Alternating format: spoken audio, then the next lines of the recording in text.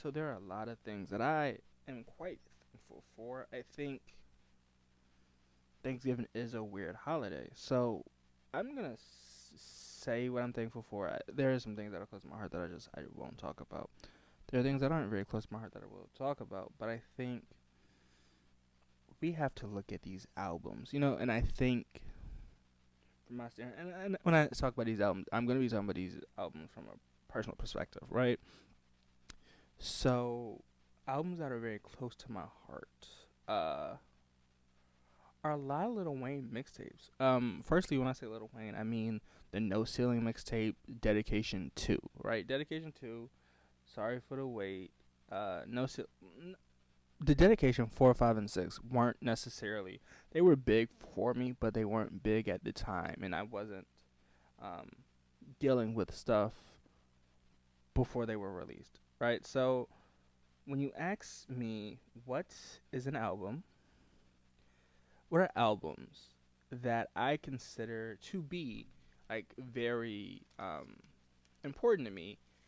I run into making a list that does not help anybody. I think because when I talk about albums, we're talking about J. Cole, Lil Wayne, Kanye West, Black Thought, Method Man, Life Jennings for R&B, Charlie Wilson for R&B. We're talking about Little Sims, Stormzy, like we're Stromae, right? When we talk about it, we're talking about different languages, different music, um, and it's so weird to me. So if I start switching accents or start switching voices, it's in no way to disrespect anybody, right? So when I talk about these episodes, they feel like they mean so much to me. And No Ceilings was at a time where I was battling something, and to some extent, they say that when you're battling something, the albums become extremely important to you, and that's true for No Ceilings. No Ceilings had Swag Surf, Ice Cream Paint Job, Kobe. It had 24, which was related to Kobe. It had some very good songs on that track. I think that track list is one of Lil Wayne's was spoken for, right? So Lil Wayne, YMCMB, that impact, right? That made me believe that I can make certain things happen and just enjoy it, right? And to some extent, I think that is where my love for this music comes from, right? Because Lil Wayne wasn't the intentional rapper that made 808s, right? He was very fluent in what he made. 808s, snares, drums, kicks, hooks. Like Lil Wayne in the early 2000s was titled the king of hooks because the man wrote so many hooks. He created a whole culture of hooks that to this day I don't know anybody that can beat a hook like that, right? So, and I think people say, okay, so if you got Wayne on that list, who's next on that list rap wise? And so this is the thing. I have to give the throne to Kanye, right? Because and this sounds weird, right? So I I don't hate Greek life and I don't love Greek life, right? But that sounds controversial. And I am aware that sounds extremely controversial. I'm like, do you hate it? Do you love it? Okay, so Kanye West's College Dropout to me is one of those songs that those skits, besides Jesus Walks, those skits are remarkable. Okay, those skits, even though they do deal with real life situations, they are unremarkably one of Kanye's greatest albums. One of Kanye's greatest albums is that. So I there isn't any hatred towards Kanye, right? Like Kanye West can do what he wants to do now. I think if you ask me, he's made his impact on the culture, right? And it's because College Dropout. Okay, so people when they think College Dropout, they think Jesus Walks. What they don't remember is Graduation Day, where he talks about the graduation and how he kind of hates the graduation speech, and he gives a random graduation speech about whatever, right? Spaceship is another good song that I just love on this album because it connects so well with these skits. Um, Family Business is another main one for me. Through the Wire is another one for me. Spirit 1, School Spirit, and School Spirit 3, and that skit. Little Jimmy, Last Call, with him and Jay-Z talking about their problems. Without a doubt, is one of those albums that one of those songs that you can't talk about it, right? And so, and I sound controversial, but when I say School Spirit makes this album, it makes this album because he talks about real life issues. He talks about the at the time, right? At the time, it was at the time people believed that if you went to college, you got your degree, the paperwork would set you for life, right? Because and to some extent it's still today, but it wasn't as big as a push as it once was, where a college degree was everything you needed, right, to feel successful in life. And so School Spirit, when growing up to it, I was 4, maybe 5. And it makes you think about it, right? It makes you think about how you will impact somebody. Or Hey, it's Kaylee Cuoco for Priceline. Ready to go to your happy place for a happy price? Well, why didn't you say so? Just download the Priceline app right now and save up to 60% on hotels. So whether it's Cousin Kevin's Kazoo concert in Kansas City, go Kevin, or Becky's Bachelorette Bash in Bermuda, you never have to miss a trip ever again. So download the Priceline app today. Your savings are waiting. Go to your happy place for a happy price. Go to your happy price, Priceline.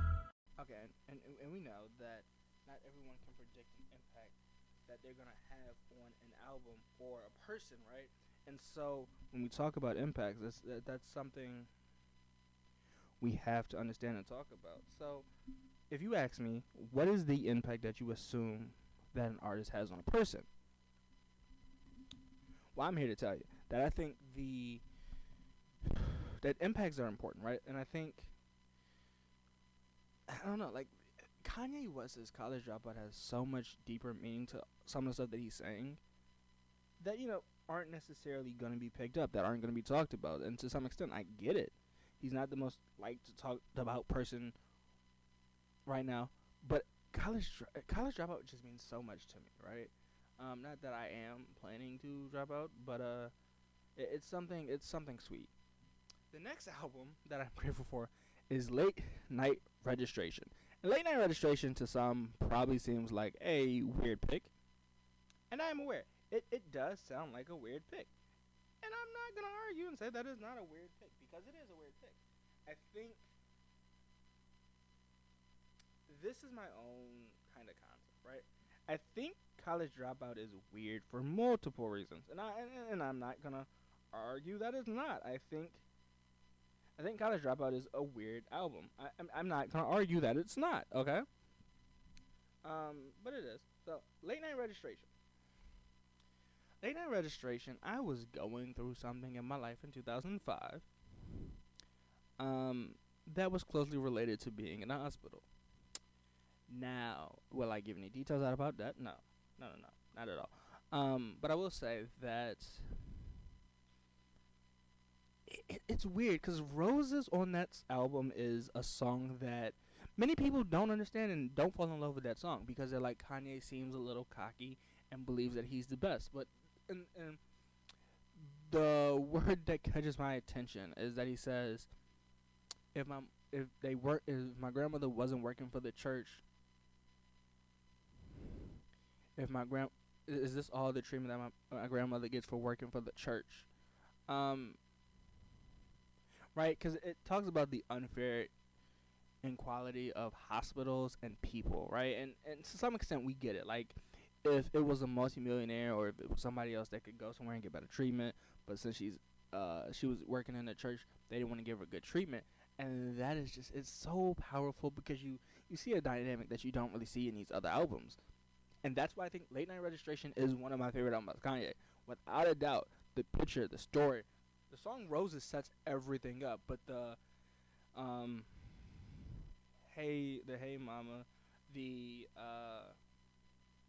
the Hey Mama. I heard him say, "Wake up, wake up, Mr. West." That kills me every single time, right? Um, Drive slow on me. Yeah, yeah. Drive slow on me. Like that's Bring Me Down by Brandy is another amazing song. We Major, Celebration. What I'm saying is Addiction. And I ain't saying she a gold digger, but she ain't messing with no broke, right? Like I don't know. It's just it's so entertaining with Adam Levine on Heard Him Say, which carries the song. I know he's not in great light right now, but it's just it's so sweet to hear that album. And Late Night Registration is an album that will always have a special place for me. No matter where I'm listening to that album comes on, I'm playing that album. And it's weird. I think the next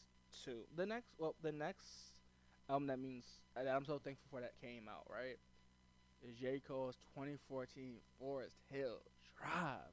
I was 14 when this came out. I was just going in. I think I might have been just going into high school when this released, right? And it's a weird thing to me. Like rap wise, it's very weird to me because 2014 Forest Hill Drive was that first album that I bought. Was the first rap album that I had bought from an artist that I thought was interesting. And I say interesting only because I had listened to J. Cole's The Come Up, and him and that Young Simba reference really caught my attention, even though I was quite young when that album came. I was quite young when it came out, right? Like, that's not what I'm debating here. I'm not debating that I was young when it came out. I'm not debating that it's not... Okay. When I say interesting, I mean it like this. So, the Tales of Two Stories is a classical book, right? So him naming a song, A Tale of Two Cities, was just interesting to me. I wanted to know. No Role Models is a song that if you ask me on 2014 Forest Hill Drive to recite it, I could probably do it. For example, I think it's some drums and it's like Rest in Peace. It's that intro to the guy that played Uncle Phil. Was it James? Fresh Red Peace, Uncle Phil. Like that's for real. But it's so weird of a song to listen to. But it tells you different things. And so two unpopular opinions on this album is Love Yours is so much more inspirational than January 28th, right? But it's telling a story that only J. Cole could tell, right? And with that being said, I think that's why that album sticks out to me so well.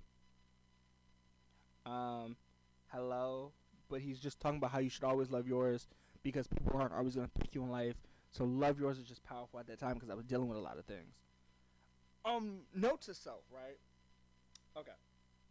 I think Note to Self is that song is just, it's amazing for many reasons, right? But it's an outro to a song that he wanted to give people credit for, and I'm huge on giving people credit. But like that, hearing that when I was younger, I was like, yeah, you know what? That's probably the right mindset to have. And he's joking on it, the strings, the trump, like it made this album feel like more of a family album. And he also says, we're done with Columbia, but it's all contractual. Like, that is the kind of thing where he respects his label, but he also respects the craft, and they respect the craft that he's making. And to me, growing up, that was... And growing up, that was very impactful to me. I think if you would ask me what was an impactful song, I think that you give me that album from J. Cole, without a doubt. Lately, that Heaven's EP, but if I'm going to keep it current, I'm going to do that Heaven's EP. That Heaven's EP by J. Cole is phenomenal, right? Because he talks about him thinking he was in third place. And I just want to let Jermaine Cole know that you are not third place in many people's books. You don't have to worry about that. Lyrically, you're one of the greatest storytellers. And that took time. Like, that took time to create that craft and develop it so nice so that audience can hear it. And we heard it through A Dollar in a Dream. We've heard it through 2014. And then Heaven's EP is just the icing on the cake. Like, you've done so much. KOD was another album dealing with drugs. I was dealing with something with that earlier, not me personally, but I ain't going into that either, right? Like, but these albums are so Middle Child is another one by J. Cole that has so much momentum that I don't people that because at the time and currently I'm in that middle of two generations that have a couple different mindsets, and I end up being that middle person for these conversations, right? So that song was great to me. Don't Wanna Bluff and No Name, them going at it. When he did Don't Wanna Bluff, she did song 32. I get it. Like, that's what I'm saying. I loved this conversation that they had, that J. Cole said that he wasn't a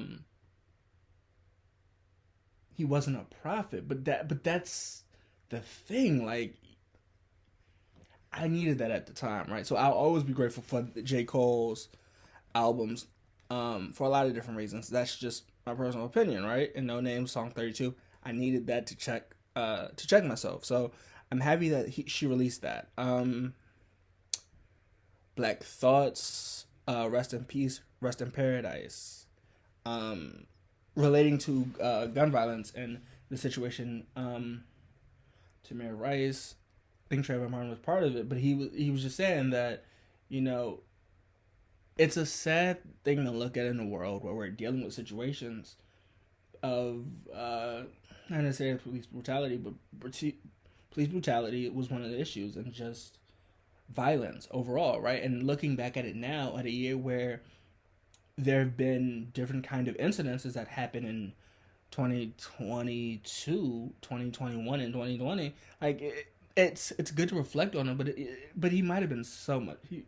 He's so true, and I hate to call people a prophet, but that it's a weird thing to look back on. I forgot.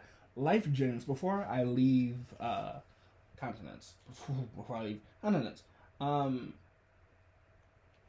we're gonna talk about this R&B artist. One is Charlie Wilson. Charlie Wilson is, if you ask me, an icon. For many different reasons. His voice R&B wise is something. His storytelling. I love storytellers. I think that's what it is. I love storytellers, and that's exactly what Charlie Wilson is, Jaheim is, and Lyfe Jennings is.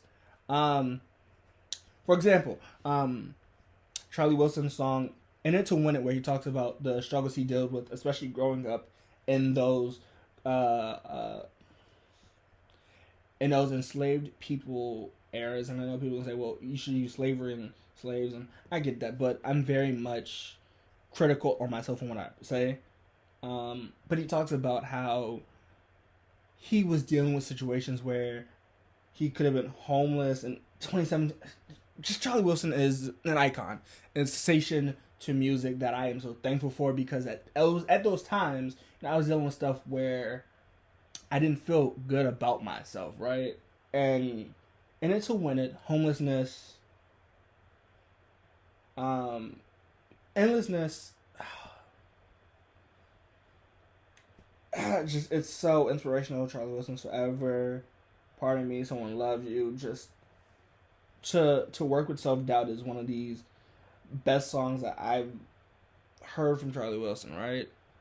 There, of course, people I'm not going to mention on here, but Lyfe Jennings is a person that I believe deserves to be on this list for multiple reasons. I Still Believe is one of them. He says statistically, of course, that not everyone's good for you, but he talks to women directly. Could have been worse. I could have been in worse situations. And I Still Believe is just that album where If Tomorrow Never Comes, it's a sad album, but it has so much truth to it. Lyfe Jennings, Life's 268, 192. Lyfe Jennings is one of those albums where it's hard for me to hate, right? Because it has so many different. It talks about religion. It talks about hypocrites that people make in religions. He made up his mind like to go. Must be nice. Where he's getting out of corrections, and she says, "It must be nice to leave." But this album has songs like "Cry," where he just wants to express himself because he didn't know how to handle his emotions, man. And for men, especially, it's nothing wrong with crying. It's one of those lines that if you hear from Life Jennings, you're like, oh, I get it, right? Because men, they were told not to cry and handle our emotions in certain ways, right? But that song is powerful, man. It's Cry must be nice. I can't. The way I feel about you. Greedy stick up kid. Oh, this album is. Oh, this Life Jennings album is something that if you. Oh my god, if you could explain what this album was, I don't think you could come up with a solid definition. And it's so weird to me because this next artist is Jaheim, and Jaheim is more of a different artist. Let's say it that way. He made songs like Anything, Ghetto Love, Side Piece, and the way he talks about love is so phenomenally great that I just love the way that it's put together in these packages that he made, and I'm grateful for that album because that album helped me through so much. Finding Myself was one of them, right? But it's one of those albums where you can't deny it, right? I guess that's 2000. I was maybe one. Like that is.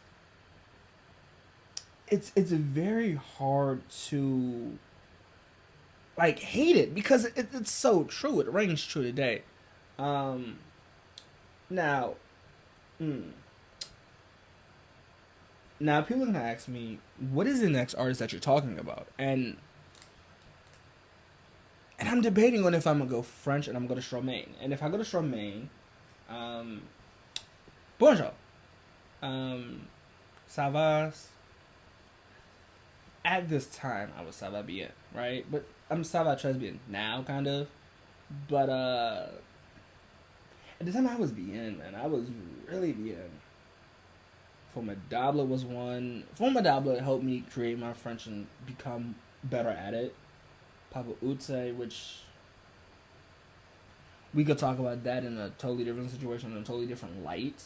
But it's something that on to dance. Dance.